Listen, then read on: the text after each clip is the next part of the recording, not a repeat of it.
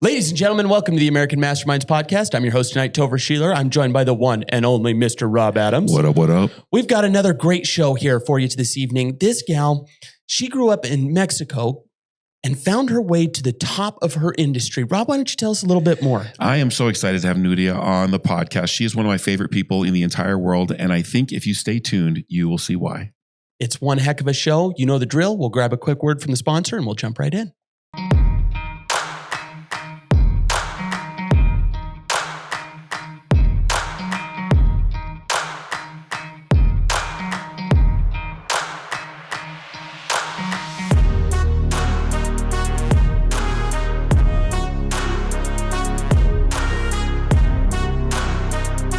Welcome to the American Masterminds podcast. Today's episode is brought to you by Blue Logic. What if the water your kids drink every day wasn't as clean as you think? Invisible contaminants, lead, arsenic, PFAS can slip through ordinary filters. With Blue Logic's whole home purification, you remove up to 99.8% of what shouldn't be there. Give your family water that's as pure as your love for them. Call now or visit BlueLogicWater.com to schedule your free in-home water test. Because what touches your family every day should never be left to chance. Blue Logic Water, pure protection for the ones you love most. I'm thinking back to my earliest memory of Nuria, and we've known each other for like 13 years. Oh, wow. Yeah, for a minute. I was brand new in real estate, and I was in Las Vegas in the pool behind the MGM, was the it? MGM, and the pool at the MGM is made for drinking and talking to people. You know, you're not there to swim, Right. You're there to stand in water with a drink. And Nuria was standing with a gal named Sue Cragen and a gentleman called Aaron Pearson, one of my very good friends. Actually, all those people are my very good friends. I love all those people. And brand new in the business, I thought I was so cool. I was successful, and I had never made this kind of money, and I'd never been around these kinds of people. And I walked up, and these three, and I was with Annie, and we walked up and were visiting, and we all had drinks in our hands. And I just remember thinking, these are the coolest people I've ever met in my life. Look. Look at this, where we are. It's beautiful in that hotel. Yeah. And beautiful. All these people were beautiful. And I'm standing there holding my drink, and I'm like, what am I doing here? It was one of the first times I had a really big time, what's that complex where Imposter syndrome? Imposter syndrome. I'm surrounded by some brilliant lights. And then it really changed my perspective, because I didn't cheat my way in. I didn't cut to the front of the line. I've worked hard, and here I am standing with these great people. And I've never felt with you ever judged or looked down upon. I always felt as though you were like when I throw the ball to you, you throw it right back. We have these conversations that are always very good. And you've always been wildly authentic with me. And I thought to myself, I had that weird moment of what am I? Someone's going to be like, this guy here, out of the pool, you. But I've never felt that way from you, Sue, or Aaron, or mostly everybody in the industry. Everybody's pretty welcoming. Mm-hmm. And it was just a kind of a cool switch in my mind from that imposter syndrome to know I need to be with these people. These are the people I'm choosing to surround myself with. And you're part of that crowd. And I just wanted you to know how grateful I am for you. Thank you, Rob. That's beautiful. Yeah. Yeah, I've always felt like that. We've gone through so much in the last 13 years, and we always have that connection, and our friendship is so strong, and I'm super grateful for you too. And I feel like you've always belonged. Oh, that's very kind. For sure. I always wish that I could have the perspective of others that they have of me. If I believed in myself as much as Nuria did, what could I accomplish? It would be an amazing day. And so thank you for that. For sure. We're always harder on ourselves than probably most people, know, especially if they're playing at a high level. There's a lot of high standards you have for yourself, probably. Yeah. So, yeah. Then, as I was kind of getting started in the business, I was trying to discover who I was to align with in real estate. Realtors have the perspective that they're kind of the car, and everybody else is the stickers on the car, lending and title and all these things. I'm the vehicle that's getting the deal done. But what I realized early on is that these relationships are very important. You have to have someone you can trust, because if I got to the end of the transaction and it falls apart, it it's not my fault, but it sure does look like it is because I'm the one that referred. And so having a trusted partner, and you were one of my very first escrow officers that I was like, I don't know, you tell me, like, what do I need to do here? Because you knew your business and you were this young, dynamic, like getting it done, kind of a boss, right? And I always appreciated that. And that was one of the first business relationships where I'm like, okay, this is a big deal. I can't just willy-nilly have an escrow officer or have a lender. I need to have people that I absolutely trust to hand them off. That makes sense? Yeah. Thank you. And we had some crazy closings and it's still my craziest closing. Oh, can we talk about it just for a quick second? I think we should. This gal, I can't remember her name, but she had a long name. She was Latina. Latina. Yeah. And but when she would sign her name, it was beautiful. It had hearts. Oh, geez. There was like hearts over the eyes, and like it was 3 names long. And her poor husband, this guy was just the most henpecked poor guy. Like he just looked like he was just weary. Do you know what I mean? Yeah. Like whatever she wants, bro. Just please. Just please make her happy. It was very obvious, wasn't it? Like who was in charge, And just to get your perspective on it, like you were doing closings all day, every day. You were already very successful, and Income's this crazy person. What was your perspective of that closing? So yes, I did many closings, and I have all kinds of crazy stories, but that's still probably my top. From my perspective, what happened is they showed up. They seemed to be, the energy was weird to read. And usually I'm also like very intuitive. I'm a Pisces, so I can feel the energy quite well. And it was hard to read because were they buying a home? I don't even remember. But so like it should have been an exciting moment, but the energy was just off. And so I felt like they were maybe excited, but since she was really upset. And we couldn't quite put our finger on why she was upset, but all the energy of anger was like going towards her husband. Yeah, this poor guy. And this poor guy was getting like beat up, criticized in front of all of us just at a real estate closing. And it was, we were all, I think, a little bit just taken back because we didn't know how to make light of the situation or how to like really clear the space for it to feel better. Yeah. I think we were all doing all we can, but it was like if someone would make a joke and we'd laugh and then she'd bring it right back and like jab at her husband. Yeah. Like he was getting beat up and we just didn't know how to help the guy. I felt really bad for him. Yeah. Yeah. Those guys.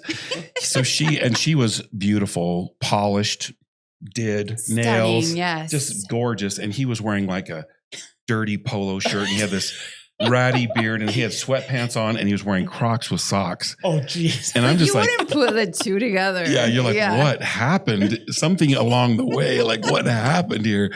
It was one of the closings where I'm just like, I'm so glad I made it to the finish line. And you dragged him right on through and she signed her signing took like an extra hour because it was like la la la la heart, curvy, swirly. Oh and you're signing, you've done a closing. It's like an hour's worth, even if you sign fast. Yeah. It took forever. It was very long. Yeah. I brought a special pin for mine and it wasn't going. And Clayton is like, hey, get it. Here you go. You need another one. Yeah. That's so funny. Oh man. So it was long, intense, and like all over the place, right? Yeah. But then we can laugh about it. We still talk about it. So it was memorable for sure. For everybody. Yeah. Well, the reason I had you on the podcast, and I told you in a text message earlier, I wanted to set the intention. Your story is compelling. I love to hear your story. In your story, though, Nuria, there's a picture of this little girl. It's powerful. I've got all girls, and so I always think about my little girls, And I see this picture, and you had to be 7 or 8 years old. You're little, and you can see this little person, that optimistic, excited person. You had just barely come to Utah. Mm-hmm. Can we start there? Yeah. So tell me about that. Sure. So my family is all immigrants. So we arrived to the U.S. when I was 11. From Mexico. My father's Mexican, my mom's from Spain. And we always just knew what the United States of America meant, that it was a land of opportunity. We'd seen all the movies, and so that was my perception of the United States. And it just seemed like it was a place where dreams could come true. And so being able to get here and be here and actually like see snow for the first time and playing in it with my siblings, it was just this like magical experience. And even the school system and how it works, and having lunch served at school, that the classrooms had carpet in the school. I mean, just little things that you don't recognize because you're not aware of something different. Just really was a whole culture shock for me. And it was just like so beautiful to be reunited with my dad, because my dad was here for a few months prior to us arriving. Oh. And so it was also this like beautiful family reunion and just a lot of hopes and dreams for a future of that little Mexican girl for sure. Oh man, I love that so much. And so here we are, we're in the country, you're learning the language. Did you speak English previously or? No, I knew very little, like what's your name, window, car. Completely useless English. Yeah. And so, no, I just learned it. It really is true that when you're a kid, you're a sponge. So you immerse yourself into something and then you pick it up really easily. And you don't think of all the rules, right? You just are there and grasping everything. So within a month, I could actually communicate with the kids. Like I knew enough words where like, although it was broken, we could understand each other. And then about 5-6 months into it, I was speaking pretty fluently. Yeah, it's amazing. So, kids are amazing, aren't they? I know. I don't take any credit for it. It was just being a child, Yeah. Like it was. This is what we're doing now. Yeah. And so I'm going to speak English from now on. As you, when I met you, you had been in the industry. Let's talk about that. How did you get involved into real estate? My dad used to be a real estate agent back in the day where you could get a loan without having a job, and then the crash happened. And so I saw him do real estate and he really enjoyed it. And his title company that he was doing closings at needed a Spanish speaking escrow officer. Mm. And so I was working at a dead end job I just finished, where I was still going through college, wanting to get I didn't know what I wanted to be or do, but I'm like, well, I'm going to get my associate's degree at least. Right. So it was just a good opportunity and it called me, into something bigger. And I always was ambitious and driven. And so it seemed like a good fit. And that's how I got my foot in the door. Really? Mm-hmm. Amazing. And so how old were you when you started in that space? So I was 21. So yeah, I've been in it for a while. I was a baby. And yeah, it was awesome. Obviously I stayed in it and, it's been a wonderful career for sure. And so you started your own business. How old were you when that happened? Or I guess a better question is how long ago was that? Yeah. So it was 10 years ago. Has it been 10 years? It's crazy. Oh, That's bananas. Same. It feels like it and it doesn't feel like it at the same time, but I was 31 when I launched it, and just lots of noise, lots of noise around me of all the reasons why I shouldn't, and that I was crazy for starting a title company. Well, what was the reason you did then? I wanted to break a very old pattern. I wanted to bring something different to the table, because all of my experience as an escrow officer, and although I did a really good job as an escrow officer, it was a great one, I felt like people coming to do a closing of something that was extremely important to them was not being celebrated the way it should be. Like the experience wasn't matching the emotion. Tell me more about that. So like do you remember when you first bought your house? Mm-hmm. Right? And there's nerves, there's excitement, there's uncertainty, there's trying to understand this whole real estate language. And when someone walks into a title company, for the most part, it felt like a DMV transaction. Mm. And all I could control as an escrow officer was my closing table, and I really wanted people to not feel like a number, to have this great experience, but that's all I had control over. And I felt like people weren't treated the right way, that people needed to feel like they weren't a number, that they mattered, and that they had a story behind this whole process. Wow. And it needed to be celebrated. Yeah. And so I had all these crazy ideas, of how I could make that difference and make a change in my industry. That's really amazing. I didn't know that about you. You did a really very good job. You are by far away, like you've been my favorite escrow officer, because I actually did feel that when I would close with you, that this was special. This isn't just another, here we go, like let's just sign these papers. It was a special event. Thanks, Rob. Yeah, that's it's interesting that you should say that, because that's the one thing that I haven't experienced since Thank you. So I yeah, appreciate that. that's a cool awareness. Yeah. Kind of makes me emotional thinking about it, actually. That's kind of a cool thing, because it's true. When you get to the end, they say that a real estate transaction is as stressful as losing a family member.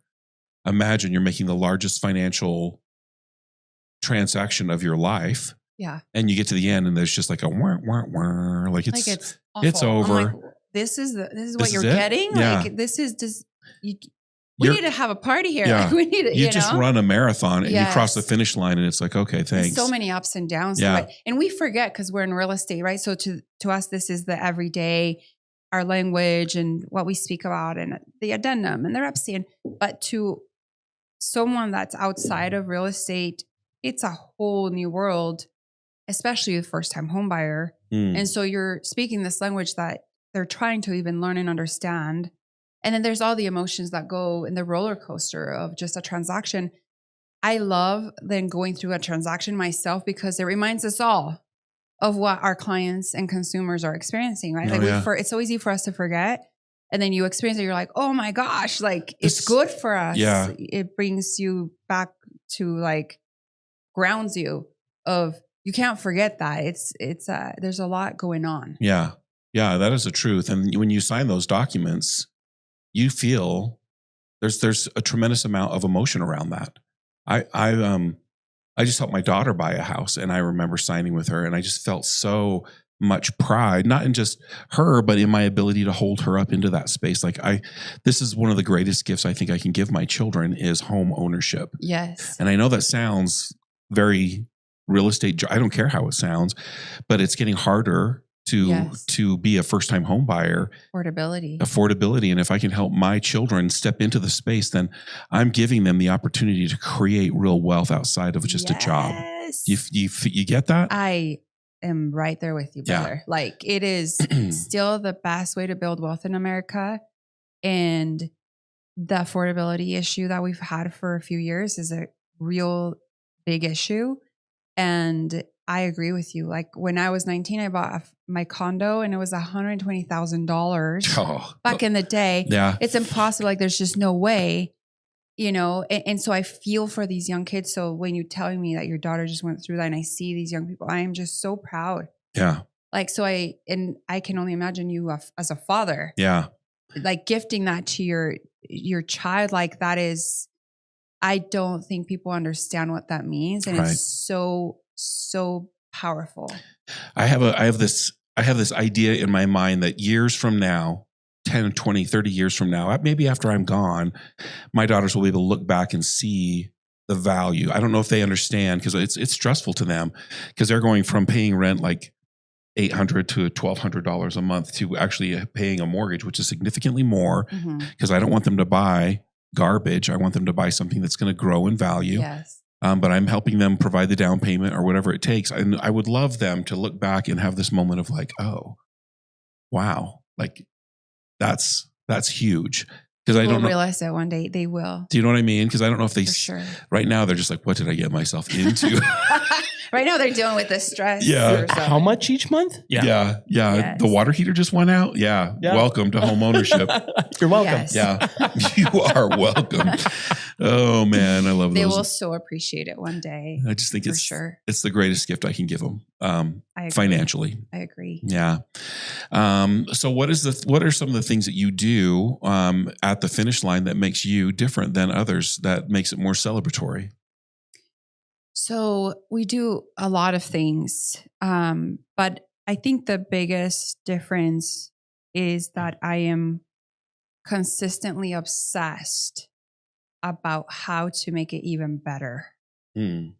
And so, we introduced the whole confetti cannon experience to Utah. We were the first ones that had the signs with different things, and when I made my decision to start my own title company, that was very important for me. Like, my mission was to disrupt this very old school system and to bring something better to the table and for it to do good for the community.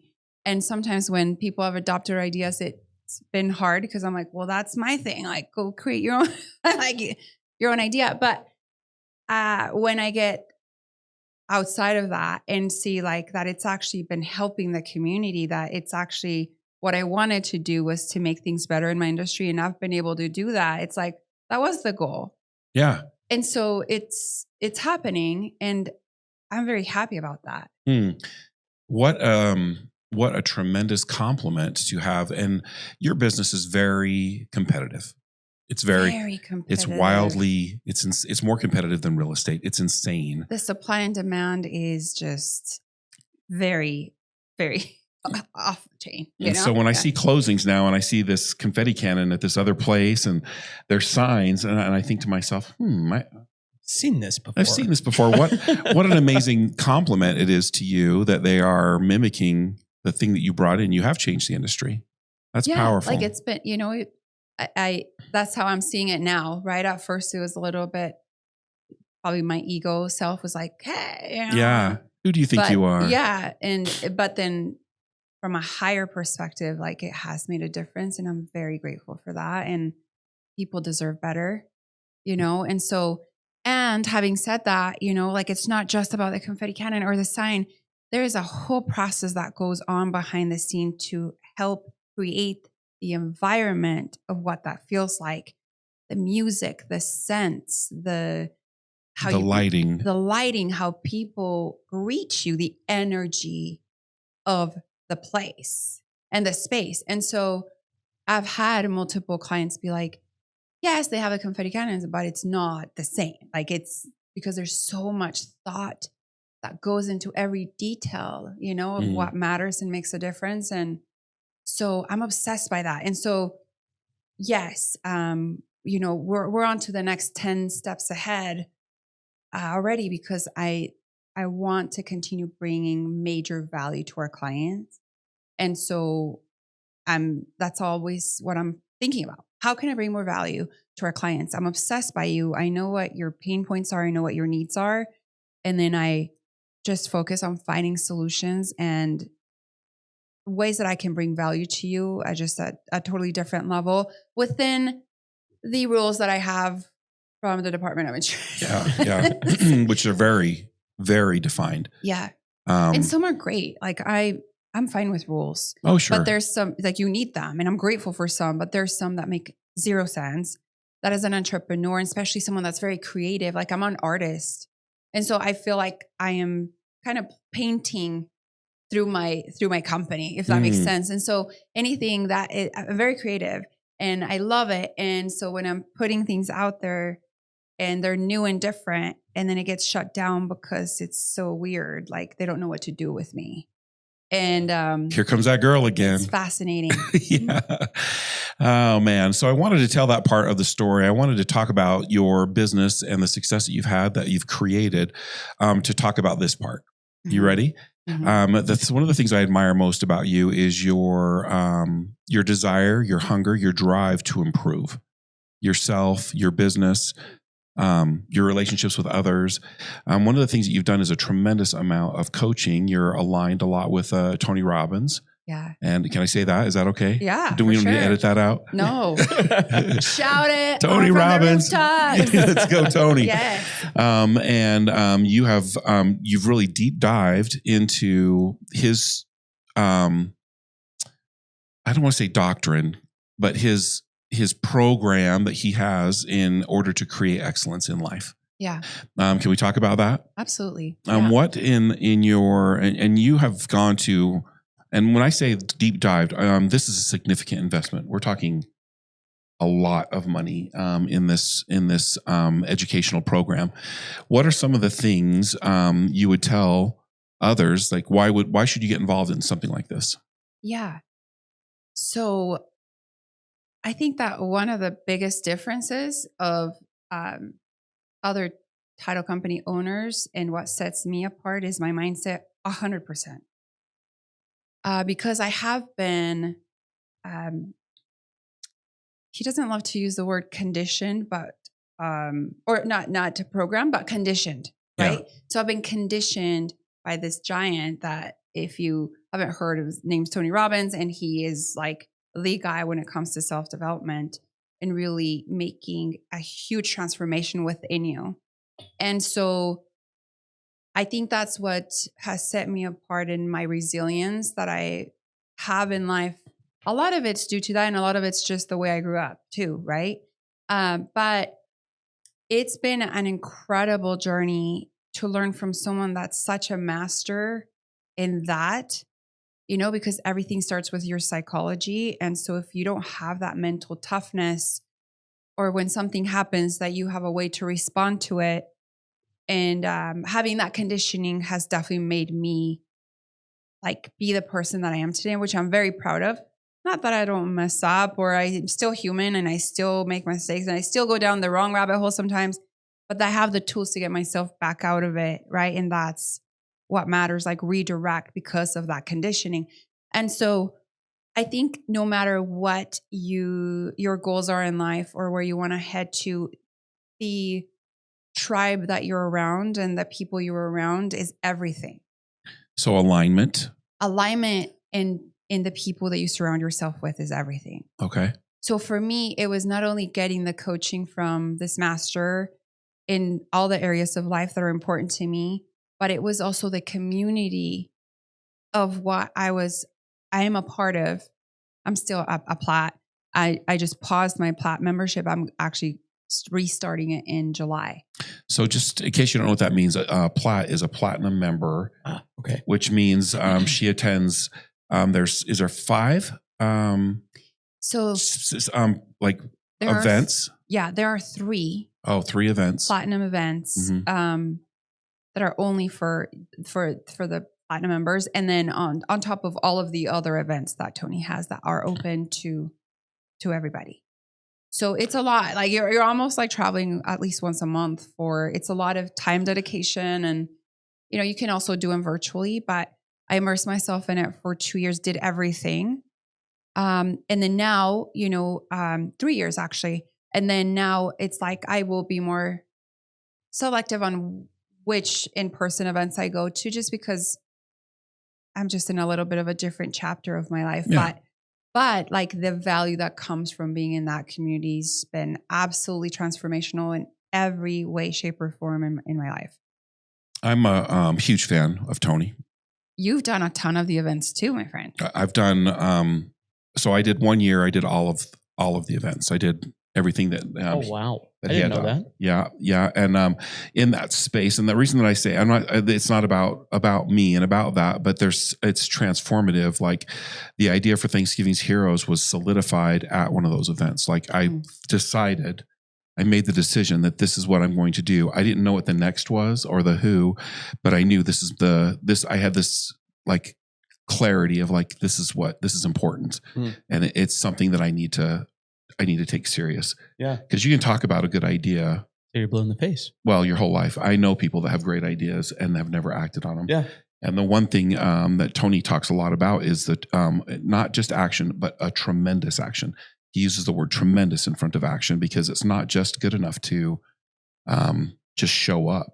Like you got to show up with a plan and clarity. And I put clarity behind this thing that has really transformed my life. Which I think is like one of the most beautiful things that exists in our community is your Thanksgiving's Heroes. Like I remember when you launched it, and to see you from the first time to what it is now is just super impressive and so beautiful, and all the people that you're helping. And like really when it comes toward like to the end of life, like that's what matters. That's what matters. Is helping others. And I just have the utmost respect for you for doing that every year at the levels you're doing it, taking it into different cities. Like what? It's just amazing. And so I'm just so proud to be your friend. And I love what you do with that. It's absolutely remarkable. Thank you for saying that. Yeah. That means a lot. Yeah. Because you've seen it. The good, From the bad, the ugly. And it's been bumpy and it's been hard. Did you know that Joe Gordon's one of the first people I told about it? No way. Yeah, I went down to his office and I'm like, hey man, I've got this idea. I'm going to feed 10 families. And he's like, I told him what I wanted to do. And he's like, I'll do 10 families. There was like zero hesitation. That's awesome. Yeah. So cool. Yeah. Just glad to like watch you, like it's been an honor to watch you in this journey. It's so cool. Thank you. Thank you for that. It means a lot because those that are showing up in my life now that are stepping into the Thanksgiving's Heroes mantle, it's like, of course, this is what we're doing. This is how it goes. But they don't know those years of in the back of the grocery store or all of the hard things that we've had to do along the way. And so it's cool to hear that from a witness from the beginning. Well, everyone always wants the glory, but they don't understand the pain. Yeah. Yes. And so anything that's successful, there's so much pain behind it. And they forget that part. I think that the reason that it's been successful, other than the fact that I think this is what God made me for, is you said something important, is the alignment. It's the who I was rubbing shoulders with. When I went down and told Joe what I wanted to do, there was no like, well, have you thought about have you considered the financial it was just like, no, that's a great idea. Let's do it. And being around people like you, that's like, yeah, of course. They'll support your crazy ideas. Like, hell yeah, you can do Let's it. go. Let's go. Yes. There wasn't ever a question of how and why. It was like, what do we need to do next? What's the next thing? And you've come to the events over and over again. You came this last year. You showed up and saw the 900 cars going through the line. Oh my gosh. Amazing. Bananas, right? What a great problem to have. Yeah. It is so good. So cool. But that event, this has come because of Tony Robbins. And there's been times that I wish I had his phone number and I could call him and be like, Tony, dude, thanks. Like, you don't know really. And there's no way he can know the number of lives that he's changed like yours. But that alignment is a big deal. I was at one of his events and I was sitting next to this guy and we went to lunch and I bought this guy lunch. We were in Vegas. It was the Business Mastery. I buy this guy lunch and we're just talking and having a good time. And we're walking back and I'm like, what is it you do? And he's like, oh, I own this, an HVAC company. And I'm like, oh, that's cool. Like what kind of a company? He started telling me it's the single largest commercial HVAC company in the country. Like this dude is a multi-millionaire. He's wearing jeans. He had on a Dodgers shirt. Like, what you got against baseball, big guy? I got nothing against it, but he was just a dude. And we were talking business ideas and he's like, oh, this is what I've been doing. And this is what's worked for me. I didn't know that he had literally thousands of employees and locations across the country. And that's the sauce. It's not always about Tony Robbins. It's about being in a room full of that. Yeah. Yep. That's it. That's it. Do you have any alignment stories because of Tony Robbins that has changed your life? Gosh. Probably tons. I have so many and I think that's the part that's been hardest actually. Like obviously being around Tony and his energy is just incredible, but I miss my people, because you get in those rooms and conversations that are completely different. They're at a level that you're not having on an everyday basis. You're with people who are like you and they make you think way bigger than you've ever thought. And so one of the years I got invited to be a lion, so you have the Platte community and then you have the Lions, which are only 40 people within the Platte community. And there's an extra private event. You have there's two actually. You get to go to Tony Robbins' house for a whole weekend. And then you get to go to an adventure trip. And we ended up going to Bhutan, which is super hard to get into. I got to meditate with monks at this top of the hill, tiger's nest, crazy hike. I mean, stuff that you're is this my real life? Like, pinch me, please. Like, like a little girl from Mexico, like running around the sand. Never in a million years would I have imagined that my life would be, you know, getting dropped off in a helicopter in front of Mount Everest. I sent a picture to our buddy George Morris of like, hey, I'm here. Like, you need to like see this, you know?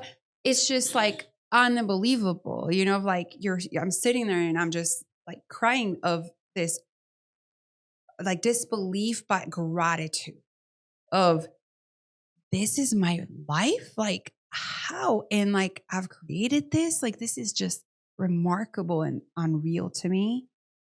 But that year, 2023, was just this incredible year where I got to be a part of this Lions, you know, group. And so now I'm at like this other level, and I am having this moment probably similar to what you felt in the pool, which I don't think, like, I would have never thought that. But I'm like, why am I in this group? Like, I am surrounded with multimillionaires, billionaires, really. And like, I just have a small business in Salt Lake City, Utah, you know, but they put me in the group because of my energy and because they felt like that was added value for everyone around me. And I had a few that seen me be vulnerable and raise my hand and be coached and, you know, have all these experiences with Tony. And so that led me to be invited to this group. And it was just the most unreal, incredible experience of probably my life. Wow. It was amazing. That sounds amazing. I can't wait to see the movie. What's it going to be called? What would you call your movie? Oh my gosh. I don't know. I don't even know if I want a movie. Like, I don't want fame. You know, like you see all these people, you're like, oh, heck no. But I don't know, just like the amazing adventures of a surreal life that became real. I know, you know, I don't know, something along those lines. But yeah, it's, I mean, just to, yeah, it was just like an incredible experience. And the people, coming back to the people, you know, that is what creates community. We all starve for community. We all want a place to belong to. And when you are in a room with people who understand you, that know your fears, that know your vulnerable moments, that know all of the wounds that you have, the traumas that you've been faced with, they know your business. I mean, kind of everything about you. That's what creates real human connection. And it doesn't have to be the Tony Robbins world. That's just what's been a huge transformation in my life. And that's been my space. But I think the whole point of what I'm trying to convey is find your community. And if you have not found your community, create your community. Because everyone wants that place of belonging. Everyone wants to be where they feel like they're being challenged, you know? And if your community is around people who are having low vibration conversations all the time of the gossip and the, you know, the just politics negative or whatever. Yeah. It's like, how does that make you feel when you leave the room? And if it didn't feel very uplifting and empowering, you might want to switch your group, right? Or at least spend less time there. And so this is why I love you and why I've always loved you. And this is why I want to spend time with certain people, because I have those conversations with you and Annie. Yeah. Like, they're not surface level. They're not, oh, how cute is your earring? And, you know, oh, you had a soccer game. Bah. Like, I'm not saying those aren't, like, they're there for a reason and it's fine. But I just starve for like depth. Authenticity, that we can't talk all about our pains and how hard it's been this past quarter and keep it real. Yeah. You know? Yeah. I not only do I think that people are striving for it, I think it's wildly necessary. I think that if you don't have that community, you said something important, create that community. How can you create the community? You could Start a podcast. Start a podcast. You could have a book club. You could create a motorcycle gang. Yeah. You could Yes. we've done these things. Yes, we have. Topher and I are, we have been on a mission to create a community of men, strong men that can come together, that can depend upon one another. We are of the belief that a generation ago, men had the Elks Club, they had bowling clubs, they had these things where they would go and they would connect and be able to be fathers with each other or brothers with each other. Mm-hmm. And I feel that is lacking in our community. And I think it's lacking all over the place. You ladies are much better at getting together and having For real, though. That's Yeah. true. doing a sound bath and Just all going these, and getting a coffee. yeah, just Whatever doing it is, stuff. But I feel as men, we have fallen into this isolation that is serving no one, and we believe that we're traveling this road alone. I love that so much. And it's false. We're all suffering from the same human conditions of am I enough? Am I creating in this world the things that are important? And so I cannot underline how important it is for you. If you're not part of something like that, then be the leader and create that. That might be what you've been created to do. 100%. And sometimes I think people get so lost in purpose. And I love purpose. And I feel like I've found mine, through doing a lot of work. But I think sometimes purpose is as simple as you're just helping make a difference by creating that community of even 5 people, 10 people of real conversations, real connections, and it's really just I feel like the difference is the conversations. You can create a community of conversations that's all about superficial things, and it's going to be fun. And I don't shame that. Like, it's okay. Like, I love to also go and have that in my life. There's a space for that. But I think what creates real human connection that we're all lacking because of social media nowadays is always going to be heartfelt conversations, raw conversations, vulnerability, 100% vulnerability. And that is scary to some people. But if you can get there, every event that I've attended within Tony Robbins, outside of Tony Robbins, that's been within the self-development world or just growth-minded, has required vulnerability to create connection. I told you this at dinner the other day. What's been so beautiful is like in these spaces is that I'm finding out actually so much about the human being in front of me with the heart, the spirit, all their traumas, the hardships they've experienced, something that has broken them. I learn about this person of who they really are before I ever find out about their business or how much money they make. And I think that society's gotten it backwards. Like, we are so focused on identity of titles and what we do for business, and what's created the magic has been the opposite of I'm getting to know your heart and soul, everything that you're about outside of your identity surrounding business. And then later on, here comes business mastery. And then they're like, oh yeah, I do 100 million. It's no big deal. And I'm like, what? I have no clue. Yeah. Because I'm getting to know you and your soul and your heart and what makes your fears, what lights you up, and what you've experienced as a child. Like, it's crazy, and I think what's beautiful to understand is that we all have our traumas and we all have our things that we've experienced in life. And it's really what you create from that, Tony says, this life's happening for you, not to you. And so if you find the blessing in it all, you're going to have a very different perspective of life and what comes at you. We can't control what comes to you. We all get face problems every day, right? Man, I've had a ton of problems lately. I'm growing the business, duplicated in the last year, and there's been a lot of new problems. And I'm glad for that because I know it's growing me. Yeah. I'm actually very happy that I have new problems. It's exciting. It sucks. Yeah. It has been hard. I've shed a lot of tears. It's been very painful. But I'm very grateful for it because I know it's shaping me into the next chapter and who I'm supposed to be. So like we're all supposed to have problems. We forget that. Yeah. That is the truth. I was just saying to Topher before you got here, I feel like I'm in a period of my life where I'm really like getting refined. Like I'm going through stuff like with my family and with my business and all these different things. It's like all kind of coming together at the same time. And in my experience, the thing that shifted in my mind, and I want to say it's because of my coaching with Tony and others in my life, you know, the Georges and all those people. The question isn't why am I going through this, but what is it? What is it that's right next? What's the next?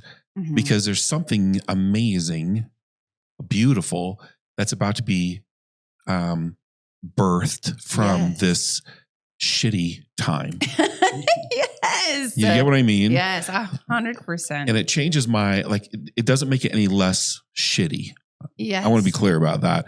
But it makes it so like I'm thinking all the time, like, man, I can't wait to see what is the lesson here? What is the reward for the work, right? Yes. And it always comes. That's the beautiful thing about it. Like you're not going to be in the suck forever. Yeah. Like it's really a part of success. Yeah. Like you have to, I am fine with failing. Like I am fine with it. It sucks. You know, it's painful, but I am totally okay with it. Like I want to fail more because that's going to help me get it right. Right. I am committed 100% to making this work. I am 100% committed to finding a way. Yeah. And that's the difference, like that resilience. Yeah. Like if I have to do it all over, I'm going to figure this out 100%. Yeah. Better. I'm not going to make the same mistakes I've made. No. I'm a better man because I have just been refined in the process. We just had someone on the podcast that talked about their purpose. And you mentioned yours. His purpose, I'm going to just read it to you really quickly. Is that okay? Yeah. His name is Craig. He was just leaving. He says that his purpose, and his story is compelling, is I wrote it down, to serve others and inspire success and happiness. Exclamation beautiful. point. Exclamation point. That's Very important. Yeah. Oh, I love that. Yeah. That's so cool. And so he's shouting it on the top of the roof. And he didn't share this in his story, if I may. Yeah. But as he went through, he had a 12-week appointments with this doctor that was like, tell me what your purpose is. And he started with this big, beautiful essay, and it just got shorter and shorter and shorter. And it got right down to this. And then it was the 12th appointment when he finally came to this realization of what his purpose in life was. And his doctor made him go out on the balcony at the doctor's office. He didn't say this. Say that. No. And he was yelling it into the parking lot. Oh, really? Yeah. Oh, wow. That's awesome. It's pretty cool. And I have come to know my purpose and why God made me and what I'm here for. And it's liberating to know that. Tell me, what is it that is your purpose? Why were you made? So I am here to inspire change and be of service to myself and others. God, I love that. It's amazing the truths and the carryover, right? There's a lot of words, but the people that we have on here, that is what the golden nugget is. It's the theme. It's the theme. Yeah. Have you noticed that? 100%. It's a reoccurring theme. And as we interview more and more people, right?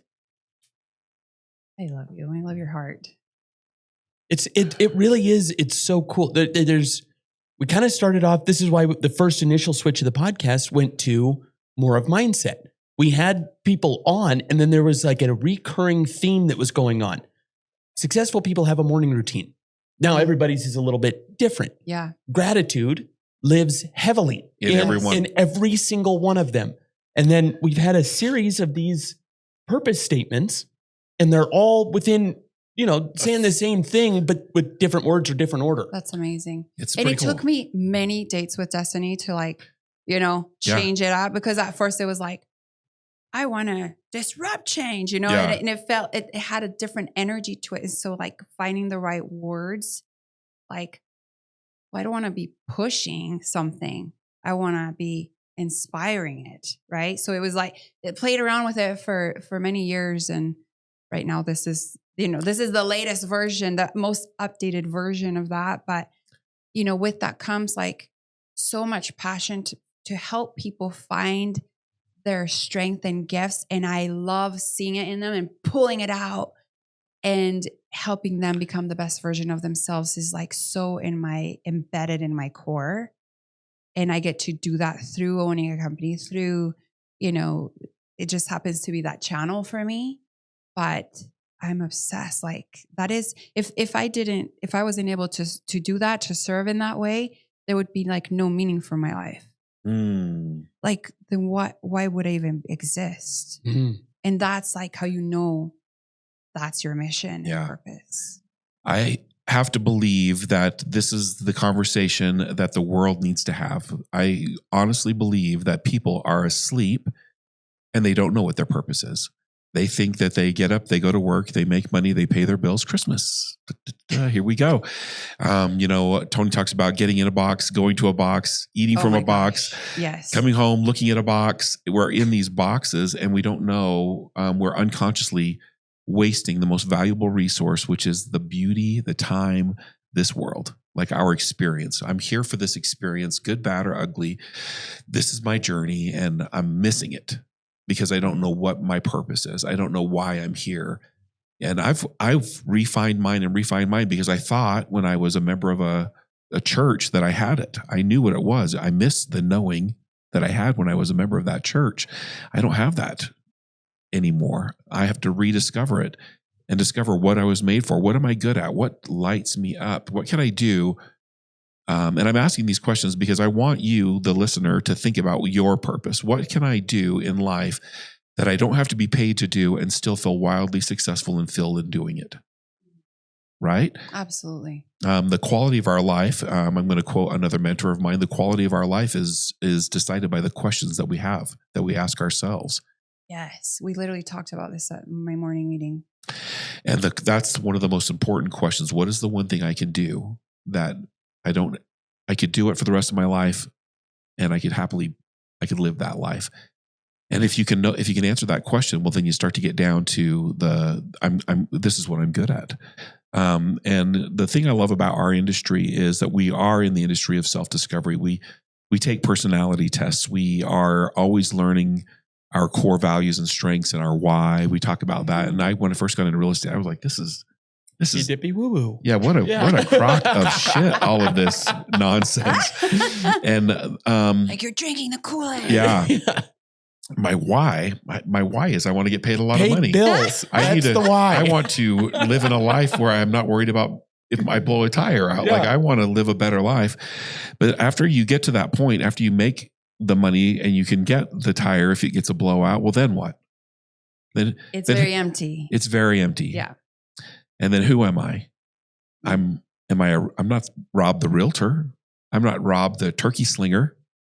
Well, a little bit. I am. A little bit Rob the turkey slinger. I play my parts. Yeah. But that's not who I am. You have roles in life. Yeah. And so all that obviously is a part of who you are. It's important. But if that's what your identity is around. You are one incident away from losing your identity.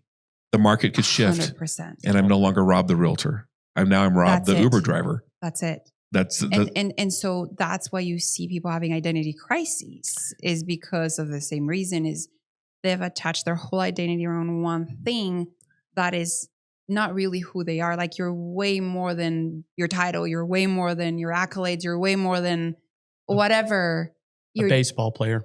Yeah. Yeah. And so when that's where like purpose really comes in, like figure out your life mission is really, really powerful. And I think that if I can help your listeners with, if they're in the search of that, and I feel like there's always, little tweaks and updates that you'll make to that. But at the core, it's a lot to do with outside of yourself. It's always going to be serving other people of where life missions come from and purpose comes from. It's never about you. Never. In fact, the more it is about you, the less happy you will be. Those people who are so self-absorbed, so worried about them, their look, what are other people thinking about me? They can never find true fulfillment and happiness. The further I get away from that, the happier I am. The more authentically Rob I become, the happier I am. Yes. And the happier people are with me. People want to work with me. People want to surround themselves with me. And that kind of energy. It's interesting that then those who are not in alignment soon dismiss themselves from my life. Yeah.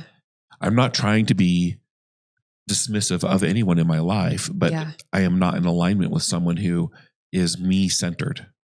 Yes. Same. Does that make sense? Yeah, 100%. And that's a cool place to be. When I'm in alignment with all these other people who are giving, I'm surrounded by people who want to lift me up, lift up my brother, lift up my friend, then creation can truly happen. Alignment is so very important in that way. I love that you shared that. Of course. Yeah. Awesome. Now let me ask you. Of course. Yeah. Let me ask you, my friend, and this is our wind-up question. I ask this to a lot of people, but you have been traveling this road now of self-discovery, of initiating, creating, co-creating. If you could go back to that 21-year-old girl that was like, I think I might try being an escrow officer. Yeah. You know that girl? You remember her? Yeah, for sure. What advice would you give her? I would say believe in yourself even more, because what I have found in this journey and process is there's a lot of critics out there. There's a lot of noise out there. And then, of course, you have your community that's like, yes, you got this. And that's why those people are so important. But at the end of the day, if you don't believe in yourself and what you're going to do, like, that's everything. And so I would tell my 21-year-old self, like, you 100% got to believe in you way sooner than maybe it took you. Like, if I could go back, and everything happens for a reason, so I wouldn't change it, but I think I would have actually started my company a couple years earlier at least. It just took a while for me. I'm very much of a researcher too, so there's that side of me, and I probably spent too much in the research era. And I would say, take the jump, believe in yourself. You can do this. Go. Do it. Do it. There's one life. Like, this is really a game, guys. Like, life is a game, and we get to have this playground and we get to play in it as big as we want. Wow. That is wonderful advice. It's interesting to think, and as you say that now, I know that if I were to say that to my 21-year-old self, he would not listen. You have to stumble. You have to fall. You have to do the research. Yeah. You have to discover, I can trust myself. I should believe in myself more. Yes. I was right, or whatever that is, or I was wrong. Yeah. In that discovery. That is wonderful advice. Thank you for sharing that. Thank you so much. Yeah. Thanks for having me, guys. This is so awesome. Yeah. Did you have a good time? 100%. Oh man. This is why I love hanging out with Rob. Like, and this is funny because we're doing a podcast, but these are our conversations in real life. So it's just like, I'm just talking to my buddy, Yeah. When I asked you to be on the podcast, I'm like, this is going to be the easiest thing in the world because we've been doing podcasts without microphones for a long time. I love it. Well, thank you for being on our podcast. It's my pleasure. Thanks for having me. We love having you on here. If you have enjoyed the podcast, please like, share, subscribe, be a part of this community. If you know an inspiring story that we need to have on and highlight, please send them our way. We're so grateful for you and for your efforts to support us. Thank you for listening. Catch you on the next one.